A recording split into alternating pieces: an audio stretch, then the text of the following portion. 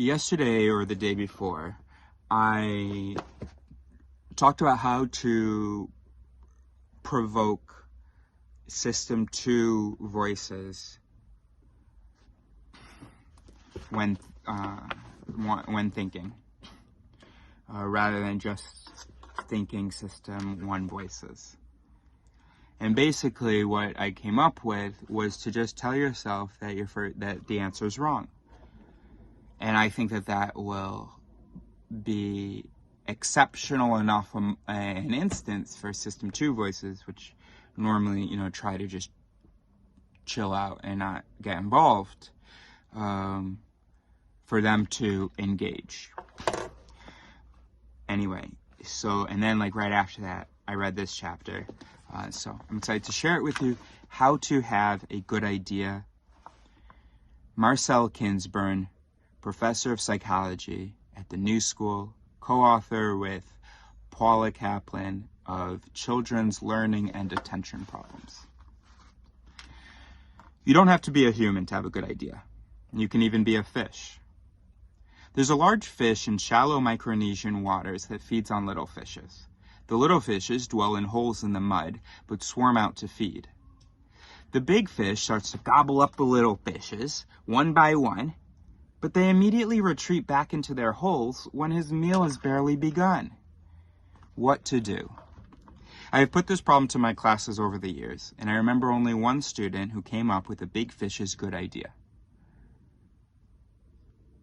Do you want to pause? I've given you enough time to pause now. I'm going to tell you what my idea was. To just leave its mouth open. But that wasn't really my idea. I think I had read that, some whales do that. Anyway, it wasn't correct.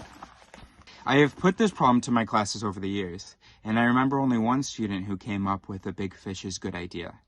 Of course, he did it after a little thought, not after millions of years of evolution, but who's counting? Here's the elegant trick. When the school of little fish appears, instead of gobbling, he swims low so that his belly rubs over the mud and blocks the escape holes. Then he can dine at leisure. What do we learn? To have a good idea, stop having a bad one. The trick was to inhibit the easy, obvious, but ineffective attempts, permitting a better solution to come to mind. That worked for the big fish by some mechanism of mutation and natural selection in fish antiquity. Instead of tinkering with the obvious, obsessing about eating faster, taking bigger bites, etc., junk plan A, and plan B comes swimming up. For humans, if the second solution doesn't work either, block that too and wait.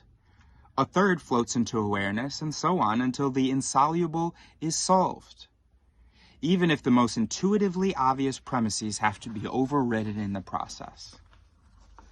To the novice, the good idea seems magical, a leap of intellectual lightning.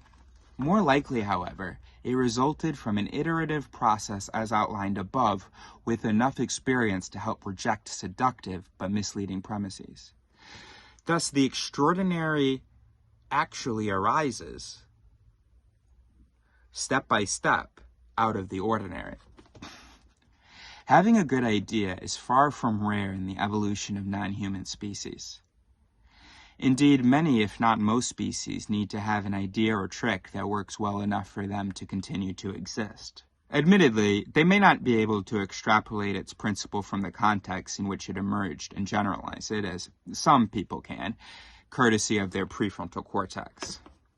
When the finest minds failed to resolve a classical problem over decades or centuries of trying, they were probably trapped by a premise that was so culturally given that it didn't even occur to them to challenge it, or they didn't notice it at all. But cultural context changes, and what seemed totally obvious yesterday becomes dubious at best today or tomorrow.